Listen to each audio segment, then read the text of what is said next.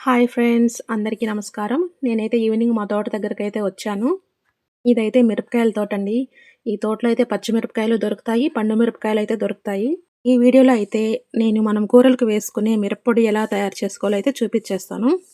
అంటే ఇది కూడా తెలియని వాళ్ళు ఉంటారా అని మీరు అనుకోవచ్చు. కానీ మేము ఓన్‌గా పండించి వాటిని మా చేతులతో మేము ఎండబెట్టి మిషన్‌కేసుకొచ్చి ఫ్రెష్‌గా అయితే చేసుకుంటాము. ఇది మీకెలా చూపియాలనేది ఈ వీడియో అండి. చూడండి, మేము పౌడర్ చేసుకోవడానికి కోసమైతే ఇలా పండువైతే కొన్ని వదిలేస్తాము తోటలోనే. లాస్ట్‌లో అయితే ఈ పండువన్నీ కాయలన్నీ కోసుకొనొచ్చైతే ఇలా ఎండలో అయితే ఎండబెడతామండి. ఇవి ఒక 2, 3 డేస్ ఎండలో ఎండిన తర్వాత అయితే ఇక్కడేంటి పిల్ల దెయ్యం ఉందని చూస్తున్నారా? మా పాప అండి. మా పాప నీడ అది. 4 డేస్ ఎండిన తర్వాత అయితే మిరపకాయలైతే ఈ స్టేజ్‌లో ఉన్నాయి. ఇప్పుడు వీటిని మళ్ళీ ఒక రోజైతే ఎండబెట్టేసి వీటినైతే మనం మిషన్‌కైతే వెయ్యాలండి. మిషన్‌కైతే వేసుకొచ్చిన తర్వాతయితే పొడైతే ఇలా వచ్చేసింది. నాకు 2 మంత్స్‌కైతే నాకు ఎంత పౌడర్ కావాలో నేను అంతే చేసుకుంటాను.